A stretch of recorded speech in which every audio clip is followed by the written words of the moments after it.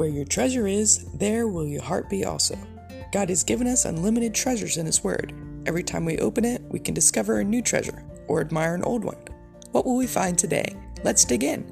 Here's Carla Early with Treasure Hunt in the Word.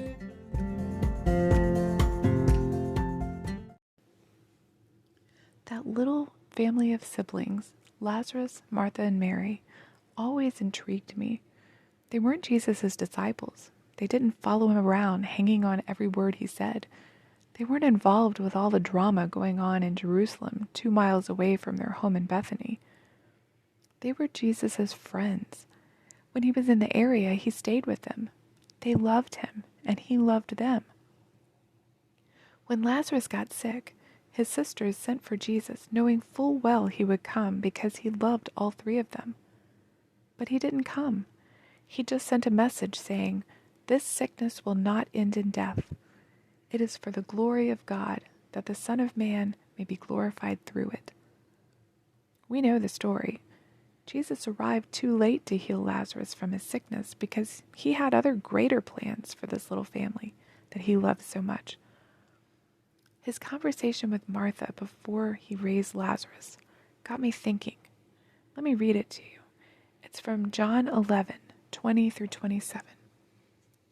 Then Martha, as soon as she heard that Jesus was coming, went and met him, but Mary was sitting in the house. Now Martha said to Jesus, "Lord, if you had been here, my brother would not have died. But even now I know that whatever you ask of God, God will give you."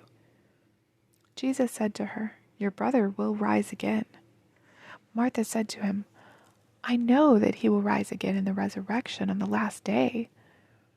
Jesus said to her, "I am the resurrection and the life. He who believes in me, though he may die, he shall live. And whoever lives and believes in me shall never die. Do you believe this?" She said to him, "Yes, Lord, I believe that you are the Christ, the Son of God who has come into this world."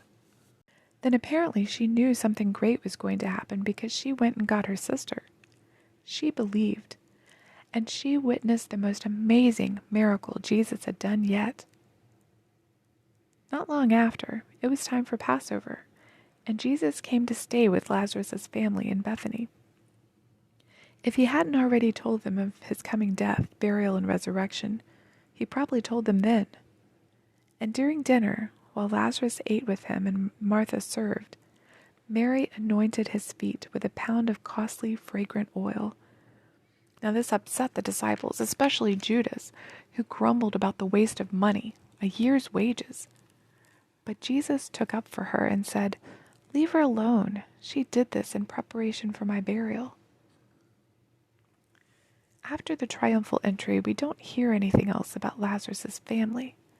But the Bible mentions Jesus traveling from Bethany to Jerusalem almost every day. Thursday of that week, Jesus and his disciples stayed in Jerusalem to celebrate the Passover supper, and he didn't come back.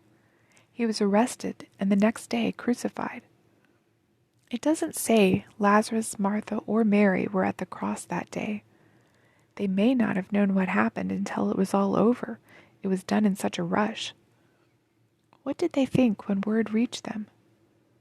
They of all people knew Jesus' power, and they of all people knew that death wasn't the end of the story. "I am the resurrection and the life," Jesus had said. "If you believe, you will see the glory of God." And I'd like to think that they believed. They knew he would rise from the dead, and they would see him again. But maybe they, like the disciples, hid in fear. After all, the chief priests were plotting Lazarus' death since so many had believed in Jesus because of him. We don't know what they thought or felt, or even what happened to them. But because the Bible records their story, we get to walk with them in their journey of faith. And Jesus' words echo in our minds as well.